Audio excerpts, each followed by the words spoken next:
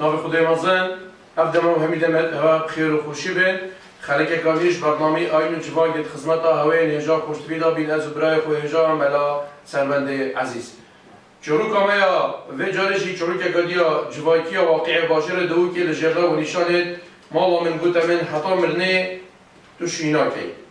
بسیار تشکیل تدکرن بجید تاوان داشت بجید تاوان من اول من یا خدای رواندن و منو قسمام خو حشی کدود کرد نزدیک 7 جارهات از خواستم لمالا ما از ندامه پشتی بوی ندامه که ام بهیوی بوی که من بدنه و مالا مام من هاتن خوشکامن خواستن و دم هاتین خواستگینیاجی برای من و باب من چک بو من رای کرن دانه آخفم دست من سر من جیش کاند دست من و سر من جیش کاند نی اول چوری که جواکی هستی دا بیشی پسنامه من 7 جارهات از خواستم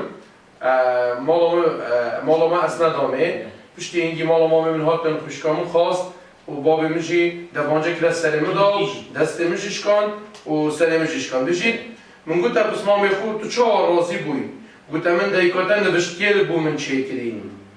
باب کرکی جی آن کمام من اصلا دویام و دم هاتین خواستگینیا خوشکامن گوت ما او نوی ما خوشکامازن دوید بله نه بجنوی آن کو نه بجنوی و گوت چون که یا حش کره مکری تو چه دوجی سیده بودی چه بگی؟ بله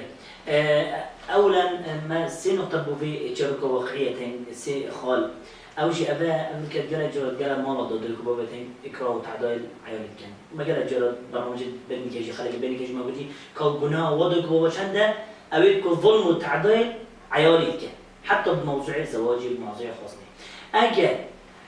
نصيحت پیغمبر عليه الصلاه والسلام الكبابه كي يا الكباب اگر اك خود در جه مالات قطع كي خاص من ترضون دينه وخلقه فزوجوا بدي بوچی دانه که بفت نادا سبب نچبن سبب مشکل ساچبن ایده کباب امکن منع عیال نکن ظلم عیال نکن چکرا نکن نبیشه کره خود الا دیک چه فلان کسی خالی الا دیک ما مخازی بود نوسیادا دیک چه باید دلیل دهی که چه الا دی فلان کسی تو شی فلان کسی نگی مادام تحجی کی ابد جلد جهالت الناس ابد کباب في نقطه وقت شفا كلمه يادوي سحر نبشتي من اكبر الكبائر افريق جلد جار خاصه مخابرين بد نافتخا مینه دا جنا دا یعنی همه هر جاره که تشک چی بود چی ندی درامن چن نبشتوه کی چن سحر کی کن اول من اکبر الکبائر پیغمبر علیه الصلاه والسلام بشن ایمان سری داد چی ایمان دل یقین داد چی چجم بی چه میل اوی چی در سحر کی شعوذه کی مروفه کی کناف خمدانی ملا و تصرفات ملا و اخلاق ملاتی دیر بی خلقی بخوابین چه وان نبشتو سحر اویش بن هر مزنه یادی البيجنا في خشكي وهر خشكي بيشكي يعني خد تعالى بو تشتكي تشينك يعني بلا بيو بهي بينبي بلا بزاني كو هر تشتكي خد تعالى انت رقم مروفي اكيد خير مروفي هر تشتكي خد تعالى مروفي ديت اخيجي الا خير مروفي